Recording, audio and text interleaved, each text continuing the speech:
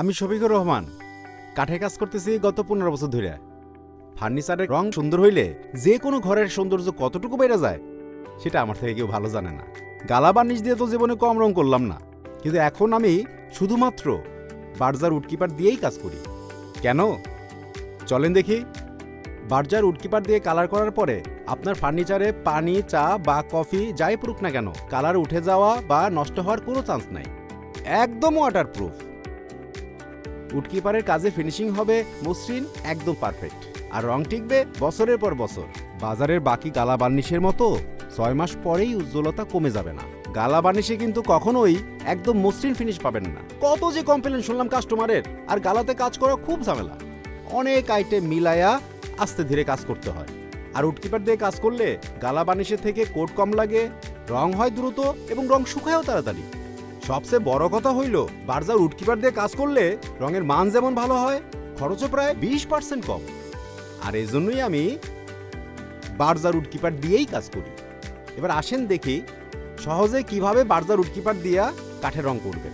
Berger উডকিপার প্রয়োগ করুন সহজ 3টি ধাপে: উড ফিলার, কালার বা স্টেইন এবং টপ কোট। আর খেয়াল রাখবেন, প্রতিটা ধাপ থেকে পরের ধাপে যাওয়ার আগে শিরিষ কাগজ দিয়ে ঘষে নিতে হবে। যে ফার্নিচার রং করবেন সেটা প্রথমে অবশ্যই ধুলাবালি, গ্রিজ বা তেলমুক্ত করে নিতে হবে।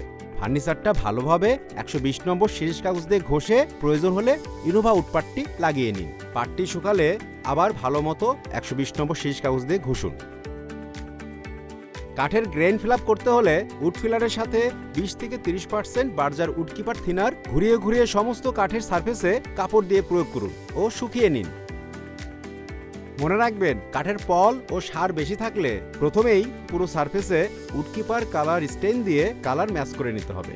বার্জার উডকিপারে গ্লস বা ম্যাট ফিনিশে পাচ্ছেন 10টি শেড।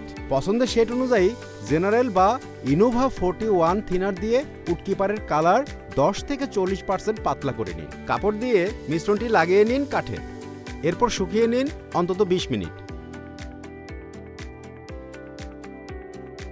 উডকিপার টপ কোট ভালো করে নাড়িয়ে নিন, তারপর পাতলা না করে ব্রাশ দিয়ে লাগাবেন। গালা বার্নিশে থেকে উডকিপার লাগানো বেশ সহজ, হাতের কষ্টও কম হবে। আরও ভালো ফিনিশের জন্য 8 থেকে 12% বার্জার উডকিপার থিনার মিক্স করে নিয়ে ব্রাশ দিয়ে ফার্নিচারে লাগিয়ে নিন।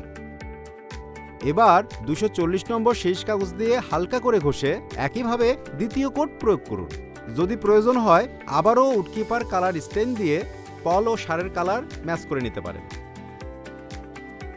শুকানোর জন্য সময় দিন কমপক্ষে 2 ঘন্টা।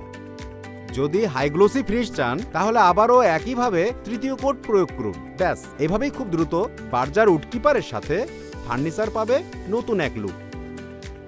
সব মিলায়া উডকিপারই সহজ করে আমার কাজ। তাই ফার্নিচারের যে কোনো কাজে আমি নিশ্চিন্তে ভরসা রাখি বার্জার উডকিপারে। বার্জার উডকিপার, কাঠের কাজে সাশ্রয়ী সমাধান। কাঠের বা বোর্ডের যে কোনো ফার্নিচারের রং বা কোটিংয়ের কাজে ফ্রি কল করুন 0800012345 এই নম্বরে।